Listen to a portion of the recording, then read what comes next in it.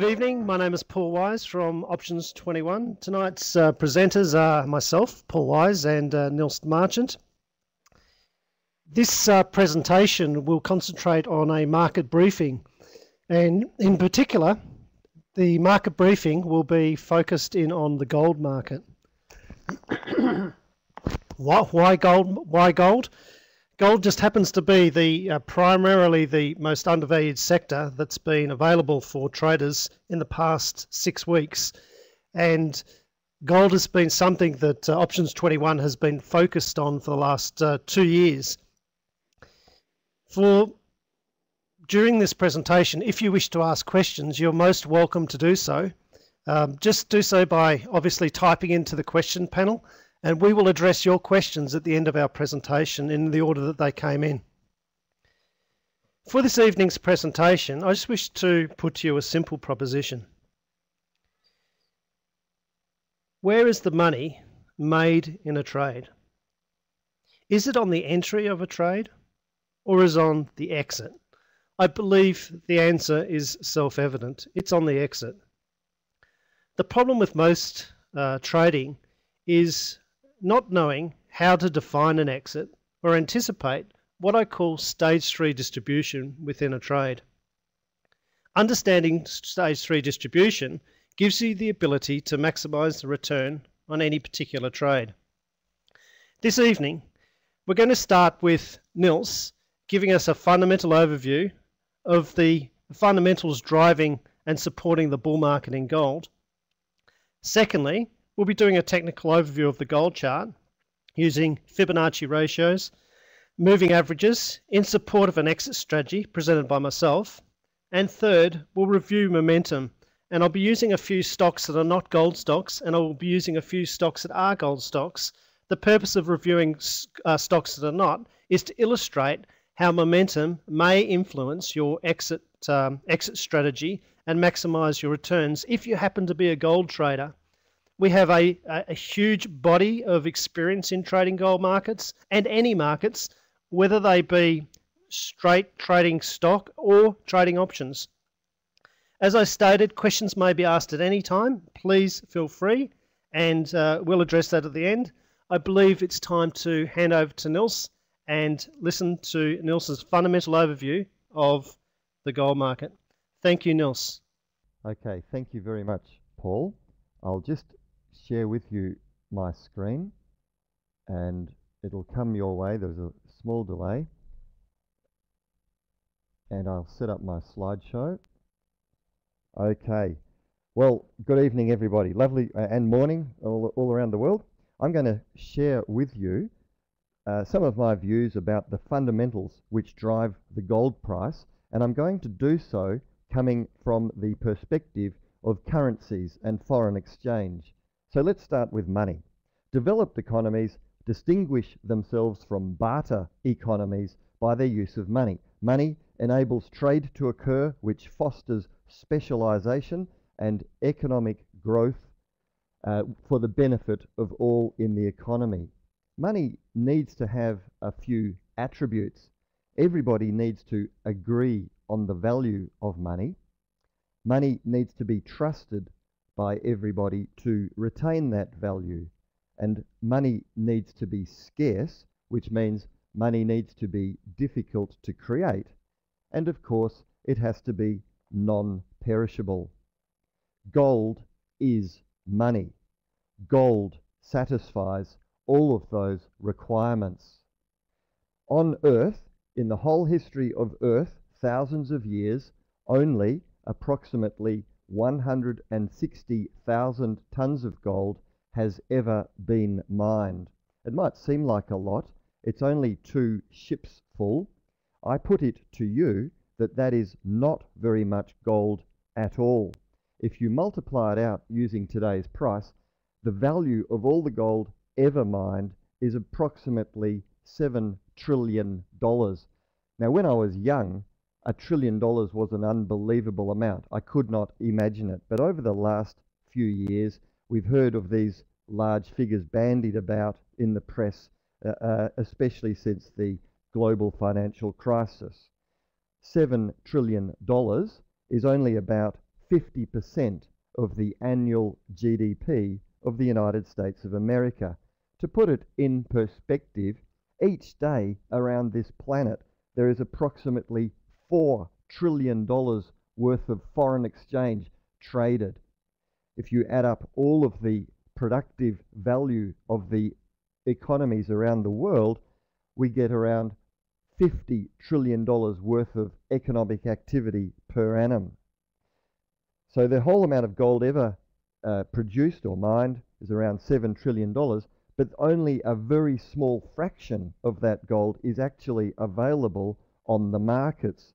Most of that gold that's ever been mined is locked away in vaults somewhere, or it's in temples, churches, or other places of religious worship as statues or other artifacts, and a lot of it is in pirate ships or treasure ships or galleons sunken at the bottoms of the oceans. In the past, money or currencies used to be linked to a gold standard. For example, in the United States of America, each US dollar bill was redeemable in gold. You could go to your bank and swap your paper money for a real piece of gold. Initially, $1 US was worth 1/32 of an ounce of gold, and it was subsequently altered to $35 per ounce of gold. US currency was only issued with real gold backing. Each dollar bill represented a small amount of gold which really existed somewhere, stored in a bank somewhere. Of course, paper money just made it a lot easier to trade rather than having to carry gold dust or gold leaf and scales and test equipment around everywhere. After World War II, the US dollar was again pegged to gold, and in turn, all or nearly all the currencies around the planet were pegged to the US dollar. The US dollar became the global reserve currency, and the gold standard applied discipline to governments so that they would not print too much paper money. The only way to print more paper money was to acquire and to own more gold. In 1971, that gold standard was abandoned, and what that did was remove that discipline on governments not to print too much money. A fiat currency is a currency whose value is determined by the power of government. The value of fiat currencies rests solely upon trust in the government not to print too much of that currency. The gold price is another exchange rate because gold is a currency, and there is a general inverse relationship between the gold price and the US dollar. If the US dollar goes up, the gold price generally goes down, and vice versa. And we can understand this to some extent by the fact that central banks will often control their exchange rates by buying and selling gold so that the currency is either flooded into the remainder of the globe or withdrawn from the gold to adjust the level of scarcity.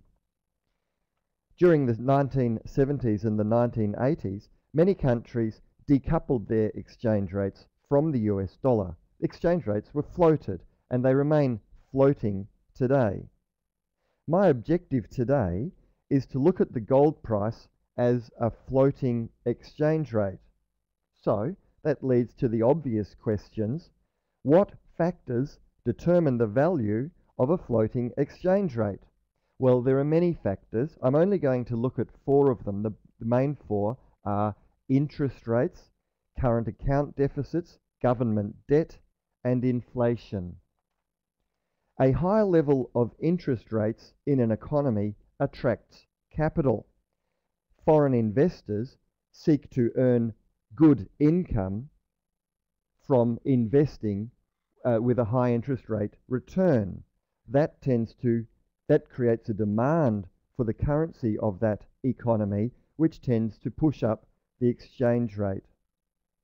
The US policy of quantitative easing aims to keep interest rates low, both in the short term and in the long term, and that's to stimulate business, small business, housing, and other aspects of the domestic US economy.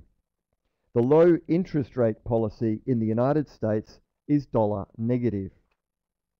If an economy has a high level of imports and a relatively low level of exports, what happens is the remainder of the world generally gets flooded with that currency, because you buy all the imports, the currency goes offshore, but without the demand for exports, the currency is not in as much demand. So a current account deficit tends to devalue the level of a currency. The United States economy is largely a consumption economy currently sustained by increasing levels of borrowing. US exports no longer cover the value of imports. Currently, the US current account deficit is running at roughly $500 billion per annum, and this cannot be sustained in the long term. A large government debt also tends to devalue a currency. If there is a collective perception amongst creditors of the risk of default, like in Greece, then there is a lower demand for investments in that economy. This tends to reduce demand for that currency. The United States national debt is something in the order of $14 trillion, which is about 1 year's GDP. The US federal government debt is in the order of $1.5 trillion, and it is very likely that a lot more debt will be required. Each year, Congress votes to increase the debt ceiling. It's rather like having a helium debt ceiling, and more big federal bailouts are likely. Many states and municipalities are tending towards being broke. And in the financial sector, there are still some large institutions which are too big to fail, which have contingent liabilities which remain scary, whether they are visible or not in the balance sheets. The financial problems have not all been solved, and that is why another round of quantitative easing is already being discussed. This is all US dollar negative and gold positive. China and other nations have already started to reduce the rate at which they invest in US Treasury instruments, which is tending to push down bond prices. A side effect of this, a secondary effect, is that it is tending to push up interest rates, but the main effect is that the foreign savers and investors and creditors are now spreading their investments, not totally, but only marginally, or starting to spread their investments away from US dollar denominated investments into the euro, into resource assets by buying mines around the world, and of course into gold. This reduces demand for the US dollar, which again is gold positive. Also, and on the side, this tends to undo the intended effects of quantitative easing by pushing up interest rates, which leads back to the idea that more quantitative easing will likely be needed. A high level of inflation also tends to devalue a currency, as does, more importantly, a perception of future inflation. People don't want to hold a currency which they think is going to lose its value. The US Federal Reserve has publicly stated and put on record that it wants to increase the level of US inflation, only modestly, of course. quantitative easing creates future inflation because it prints more money and lots of it, reducing its scarcity.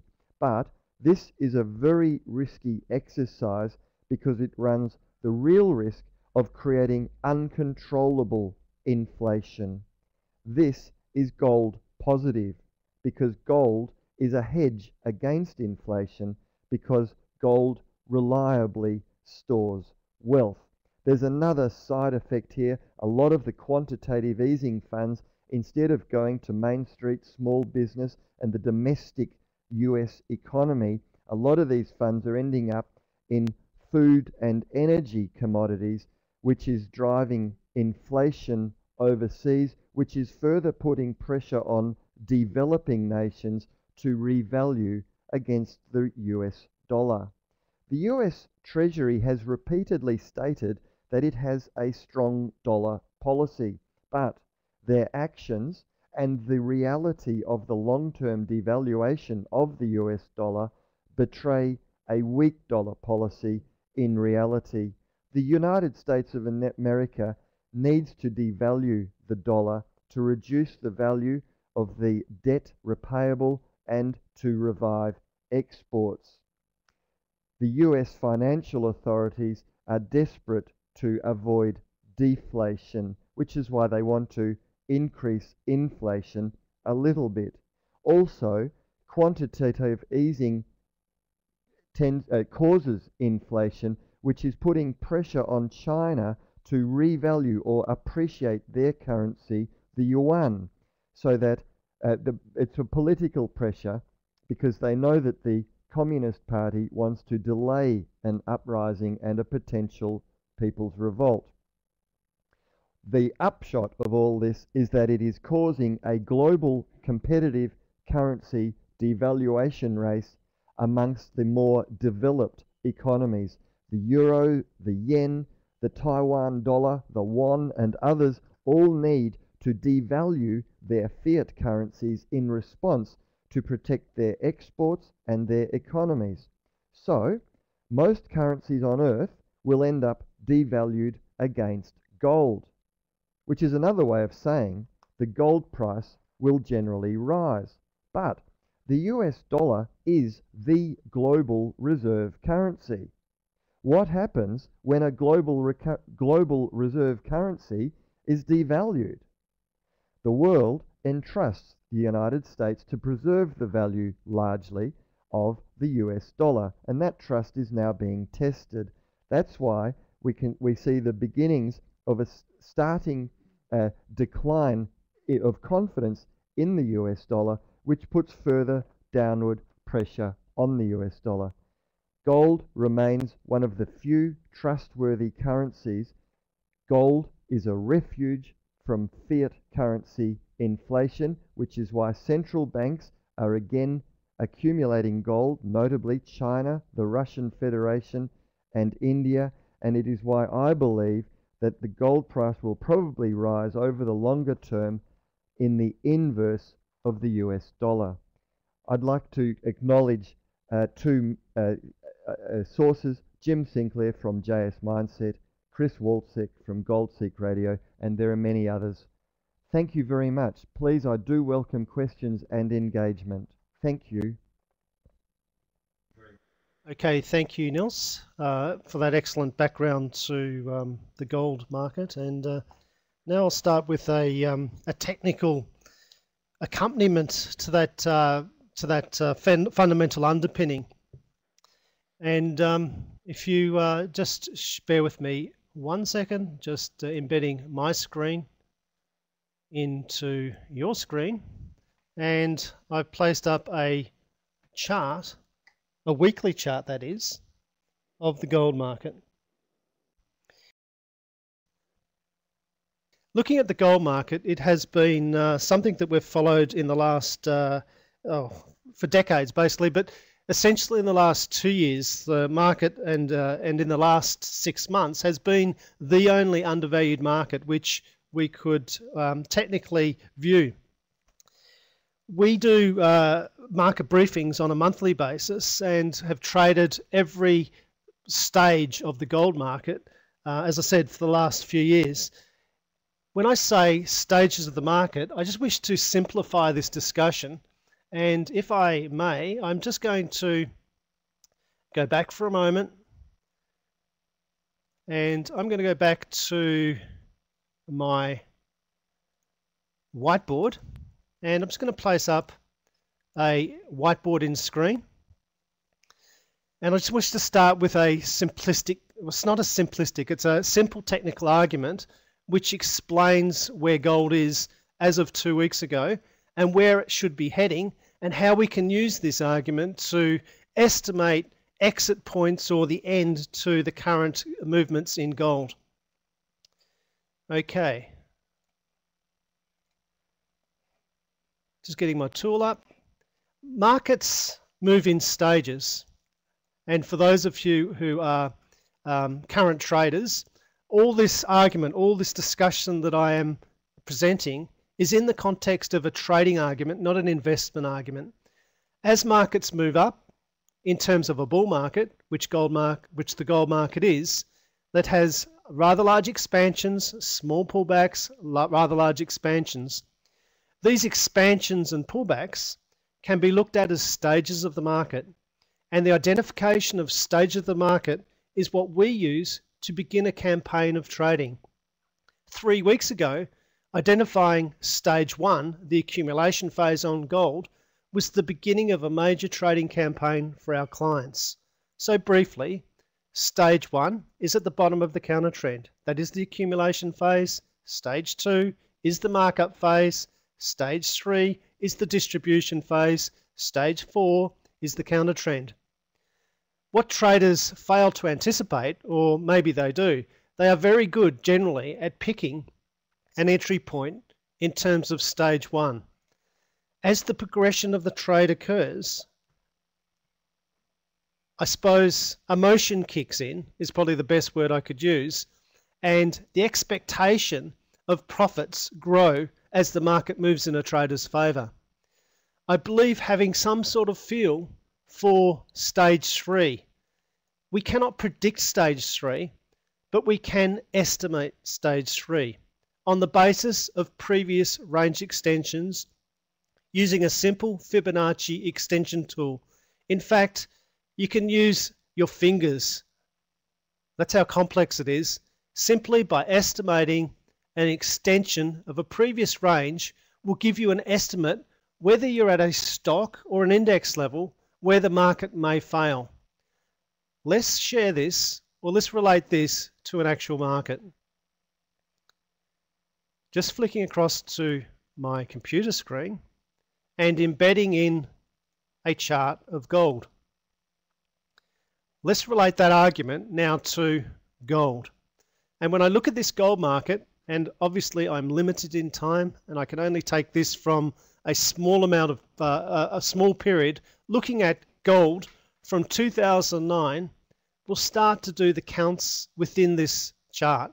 This chart, I must stress, is a weekly chart. I started with a weekly chart to compact the presentation. I could have done this with a daily chart, and I will be cutting through a few swings. For those of you who are familiar with what I'm presenting, bear with the argument. 2009, June, July, August, stage 1 accumulation is that point where the bulls start overcoming the supply given to them by the bears. Market starts moving up in its markup phase, and that's where the money is that is the place where traders are making money. The market must cease at some point, and it ceases at its distribution phase, stage 3, and then starts falling back into its counter trend, setting up for its next move. Let's go from 2009 low to the top and have a look at the gold market at the moment and see if we can estimate, in terms of just simple stages of the market, where we sit within the market. If we can make a decision in terms of stages of the market, we should have the ability to be able to know when we are the analyst, when we are the trader, and when we are that person or that trader which is hypervigilant about exiting the market and potentially taking some profits. Let's continue. Stage 1, accumulation. Stage 2, markup. Stage 3, distribution. I'll continue to the top quickly.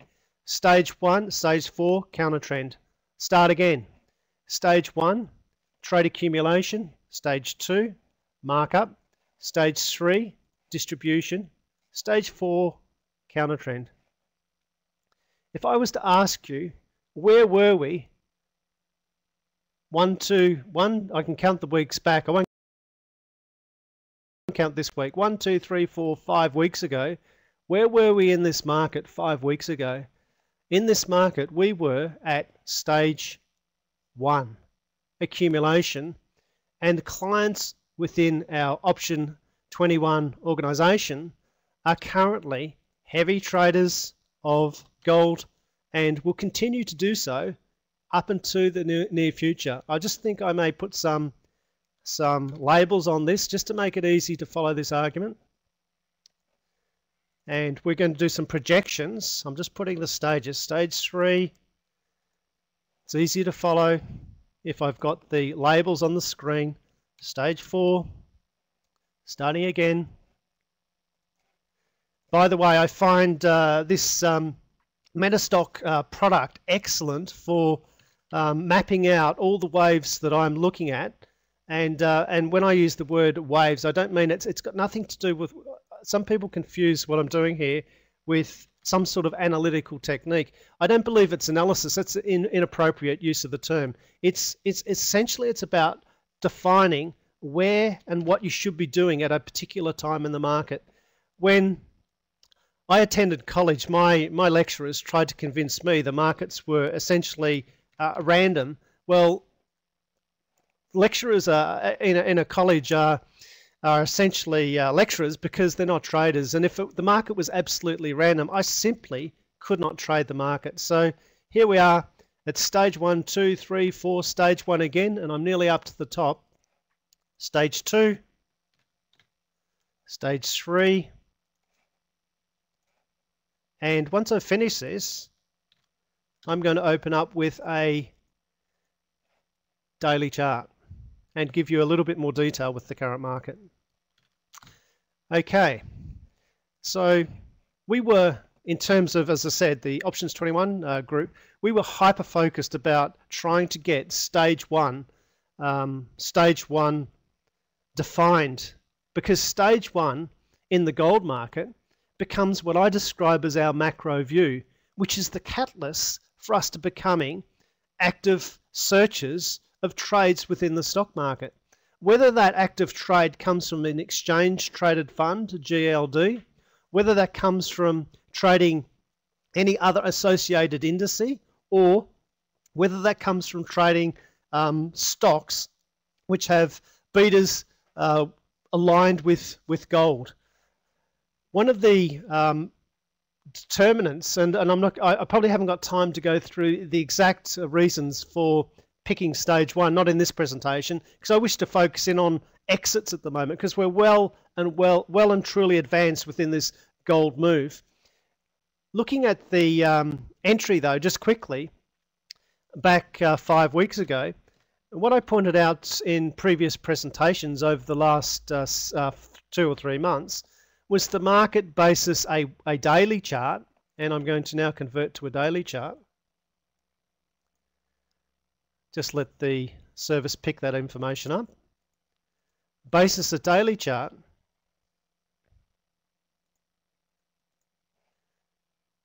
And I just wish to reconstruct a moving average.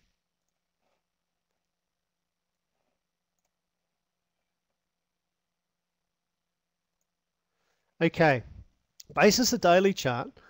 The price action on gold, and possibly I could have done a better picture by constructing a continuous chart. This is a futures, it's April 2011 chart.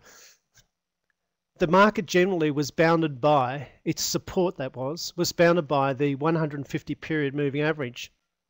And amongst many other things of which I have not got time to go into such detail in such a short presentation.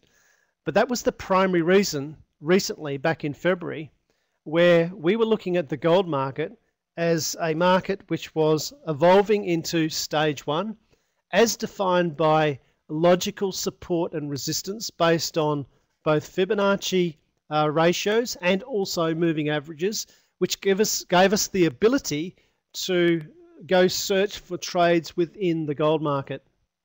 Just expanding the chart out a bit, I'll put some detail on this chart. Our entry point in this particular market was defined by pattern. Pattern being a double bottom. And I suppose the trigger for entry in this particular market was when we formed a view that the market had broken trend and had displayed its second lower high approximately at or around the 14th of February last month. On around the 14th of February, we started to anticipate, or we were anticipating, what is the beginning of the fastest rate of change in price. And that's exactly what we have got in numerous gold-related stocks. I'll concentrate on only two gold-related stocks in a moment. The codes will be AUY and RGLD. The reason I picked those two stocks are they're two bookends to the argument that I'm producing here. And the argument is, or the argument is, it's one about when do we get out of a market. It is obvious. If you're joining in on this particular move within the gold market, I'd describe you're late to the party. So that's fine. For those of you who are active gold traders and are in the market, there is a tendency for you on every pullback in the market to want to take profits. I would suggest that is probably a little bit premature, not only based on the fundamental underpinning given to you by Nils, but also on the natural movement of any market, whether it be a stock market, in equities and or precious metals. The market generally conforms to a set of rules, and those general set of rules in terms of expectations of best case profit are formed around previous range extensions.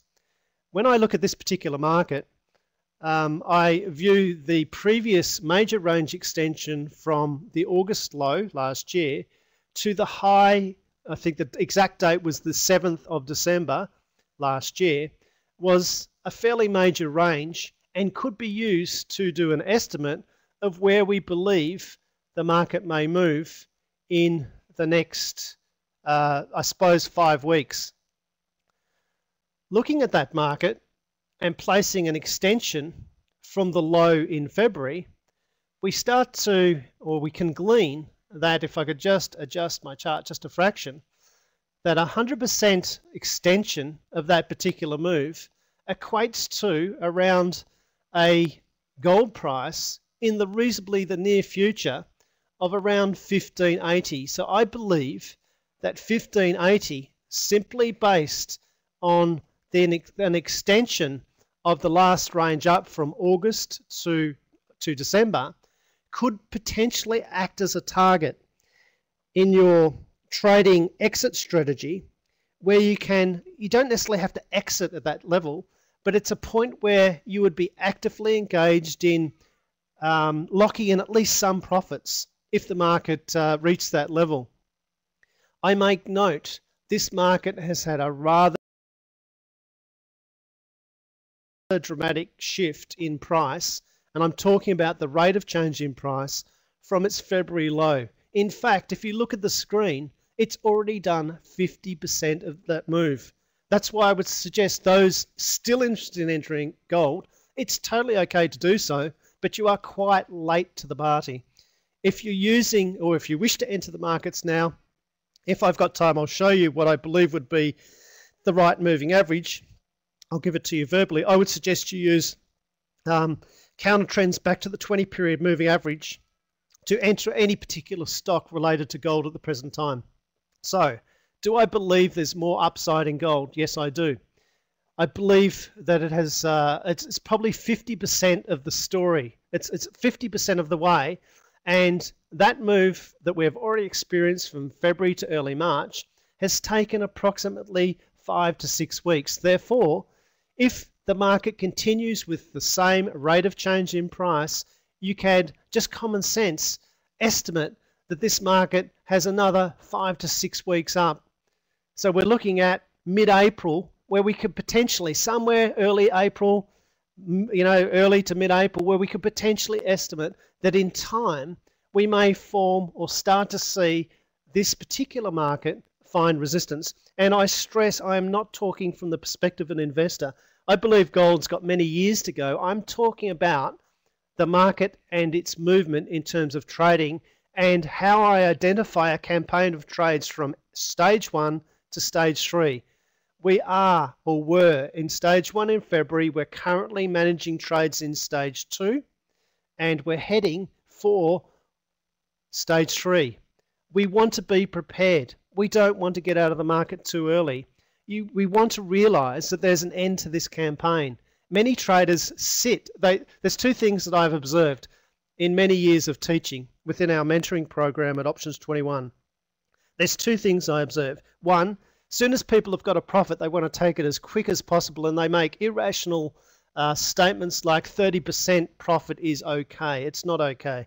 It's not okay because you need large wins. At some point, you need your average winning trade to be greater than your average losing trade. And there are many traders who struggle in achieving that basic metric.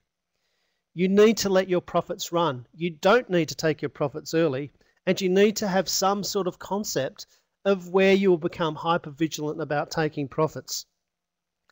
The expectation of profit is, in my view, defined by the momentum of a chart. So before we look at a couple of gold stocks, what I would like to do is to just go back and examine two stocks which were reasonably low and high momentum. In fact, I'm going to take you back to 2005, and I'm switching to a different screen, which is the product is irrelevant actually. It's option view 6. But the reason I'm using this product is I want to illustrate a very important point. When you enter a trade, or if you are in a trade, and this pertains to, it's quite irrelevant whether you're trading gold at the moment or any trade. When you are entering a trade, you need to make an assessment as that trade develops from stage 1 into stage 2 in regard to its momentum characteristics. Why? The momentum characteristics will have an influence on your expectation for your exit.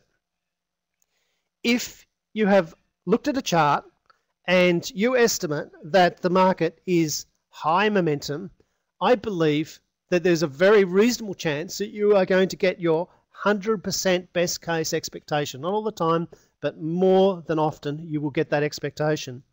If your expectation or your observation as this market starts moving off is low momentum, I believe you need to be hyper vigilant about managing your trade via a 20-period moving average and a trend line. If significantly breached, exit the trade. Don't sit there. Markets, even in a bull market, with different stocks related to, say, for instance, gold, are going to do high and low momentum moves. Let's move this particular stock forward, and please don't look at the label. If you've got an emotional attachment to, I'm about to use two housing stocks, just don't look at the label. Just focus in on the price and let me move it forward, and then I'm going to relate this same argument to gold very quickly.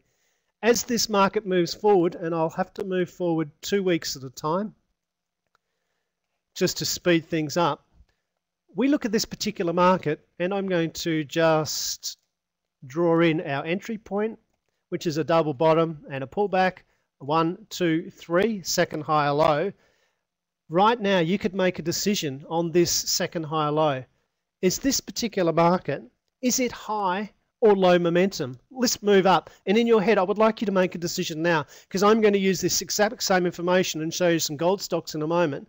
And this information will influence your expectations of your exits on gold and could realize you a significant potential profit if you're in the gold market, and I'm actually coaching you to keep you in the markets at the moment. Let's move forward 2 weeks. Okay, is this market high or low momentum? Let's draw in the swings as I move forward. It is obviously low momentum.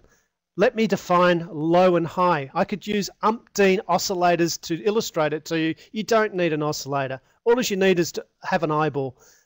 A high momentum move is when a market starts to do swing highs above, or swing lows above its previous swing high. Swing lows above its previous swing high. Swing lows above its previous swing high. As first, a low momentum market where the market comes in and folds back in itself. It is doing its swing stage falls deep inside its previous swing highs.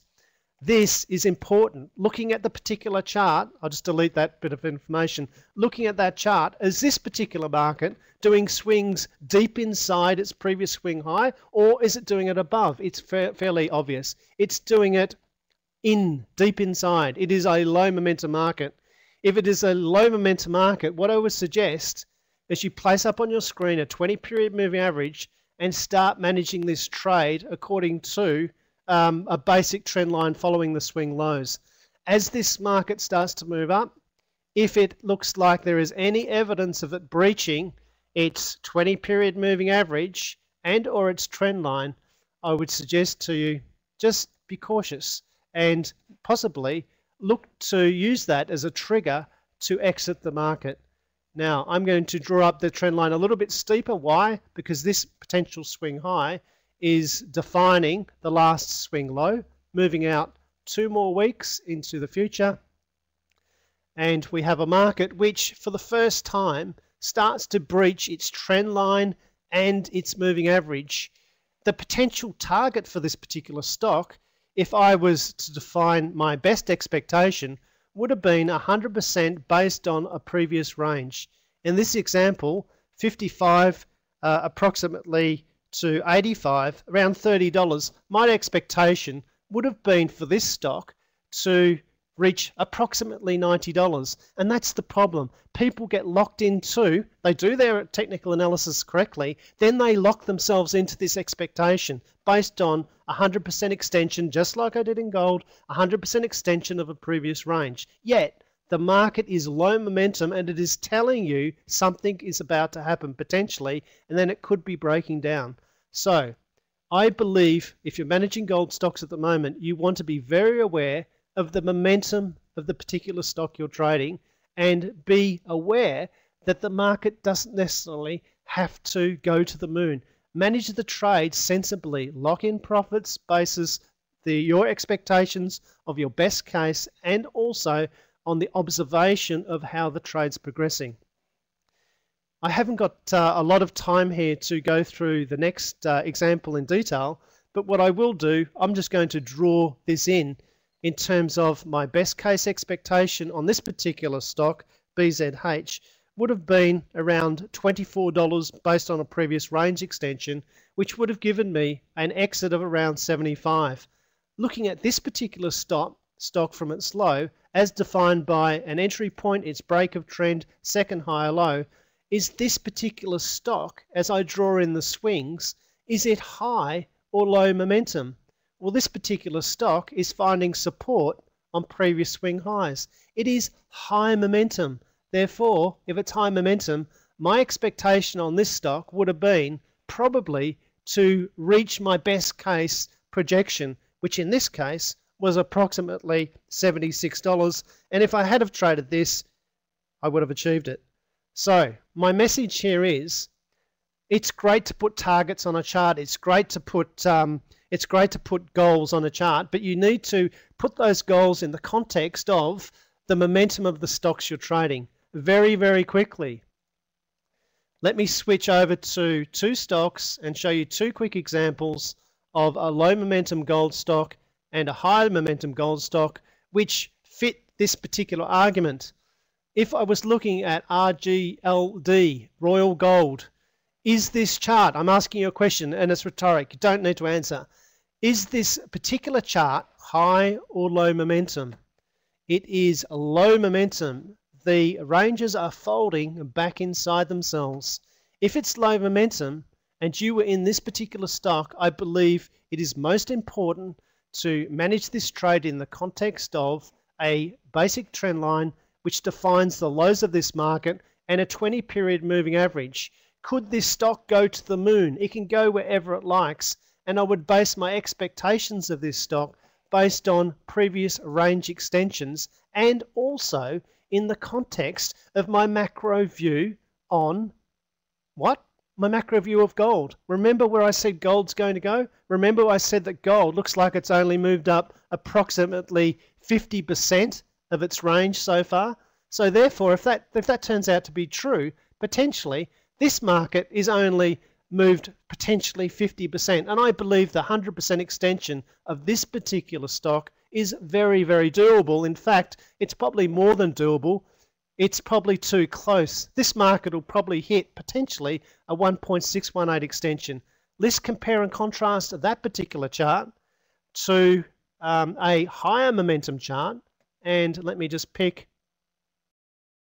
And they've been begging me to tell them to take profits on this particular chart. And I've been saying, why? Why would you take profits on this chart? The market, and the reason they want to take profits, because it's already hit 100% of its extension. Remember, look at the macro view of gold. Do you expect gold to keep on continuing up? The answer to me is yes. Therefore, why would I take profits on gold? It is a very high momentum chart. Yes, this is an extreme example.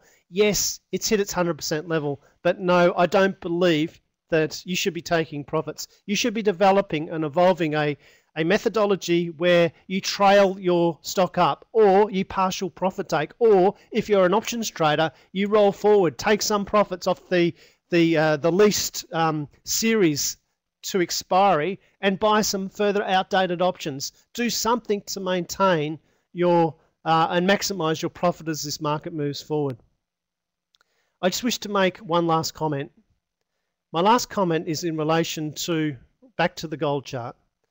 We are in, I believe, a quite unique environment where the market could do something unprecedented. And the unprecedented is linked to Nils's discussion of gold viewed as a currency. And when we look at gold, and when it does reach its 100%, I would suggest that your exit methodology not only is in line with approximately 100% extension, but you even expect potentially a little bit more and use maybe trailing stop methodologies and or a staggered partial profit taking methodology to maximize your exits. Why? Because it is related to currencies, and the only way I can illustrate that point is by placing up very quickly, if I have time, a chart of the US dollar index, which it is a futures chart. Again, I should have constructed I suppose I should have constructed a continuous chart, apologies. But I make note that this market, the US dollar index against a basket of currencies, has broken significant level at around 77 about a month ago, back in late January, early February. There is a critical level down here in November, and I believe it could trigger, obviously I cannot see the future, it could trigger a mini collapse in the US dollar. With the inverse relationship of US dollar to gold, we may see that force gold, along with all other commodities, spike. And that's not news to you. You watch the news every single day. You know, it doesn't matter where you are on this globe. Food prices going through the roof, energy prices going through the roof. Why couldn't it not be precious metals? And the answer is it can be, and it probably will be. If I did have time, I was going to do also a discussion of the S&P 500 and what defines a top in equity markets, but unfortunately I haven't got time, and I just simply have not got time. When we're looking at the particular trading characteristics that we're after within Options 21, our starting point in looking for trades doesn't matter whether we're looking at gold or general trades within equity markets. We look for trades which have particular volatility characteristics. That is our starting point. Many traders trade price, and I've noted that many stock traders don't have a great deal of success when they're trading derivative securities. The reason being is that they're trading price and not trading what I trade, and that is a nuance of price, that is the fastest rate of change in price. On the 14th of last month, we were able to identify that point where all our clients entered the gold market. Why? Because that was the point we teach within our mentoring program as the fastest rate of change in price, as dictated by the volatility characteristics of the charts we chose. I only showed you 3 of them today. I could have showed you 10 if you wish, but all display the same characteristics on the 14. That is the fastest rate of change in price. Why is that important?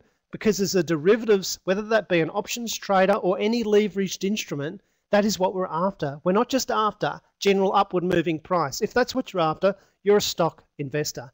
If you wish to become a trader, it's all about your trade selection. The starting point is based on those particular stocks which display the correct volatility characteristics. We have a particular lesson on this particular topic. If you're interested, you may email me on the board. It's coming up next week, 15th of March. We switch over to daylight savings time this Sunday. So it's 7 to 8 p.m. Eastern Daylight Time. Nils will be the presenter. The specific topic is about volatility. We're going to talk about how volatility is essential to options trading, how volatility affects premiums, how volatility offers a view into the future, and how easy it is to gain an understanding of this very important topic. And for those of you who are not options traders, this absolutely pertains to any trading. The instrument, the asset class, is actually irrelevant. This is about trading. The option or the stock or the exchange traded fund is simply the vehicle. To avail yourself of that presentation, you will need to email me, paul@options21, or I've been speaking long enough. There's a link up on screen. It's not done through Jeff's classroom. It's done through our own GoToMeeting classroom. And if you don't get that registration link, or if you wish to attend, you need to copy my email address and tell me who you are. I need your name, email, and phone number to register you, and you're most welcome to attend. Last of all, I love the MetaStock product. I love the MetaStock product because it enables me to get organized. It enables me to be able to organize my data, lots of data, in a rational form, which gives me the ability to make accurate trading decisions. This is not new to those of you who own this product already. For those of you who do not own this product, I would suggest that you are most welcome to try the product. And you can try the product through a 30-day trial. Once again, if you wish to avail yourself of a 30-day trial of the product that I've been using in this presentation, you need to email me at paul@options21.com.au and let me know, because I've put up 2 screens. I've put up 2 little offers there. One's a free briefing, another briefing about volatility. The other's about MetaStock. Let me know which one you want, or you're most welcome to both offers. I would just like to thank everyone that has attended this presentation today. Generally, Options 21, we do these presentations every month via our GoToMeeting website, and you're most welcome to avail yourself of those presentations. You know, you need to contact us if you want to get onto that database. And so we do it live for a very large group of people around the world.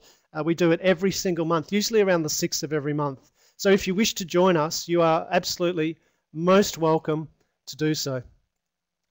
Okay, I believe, Jeff, that is it. I just, last of all, thank you, as I said, to everyone. And I'm hoping we will meet in this room sometime in the future. Nils, thank you for your contribution. And Jeff,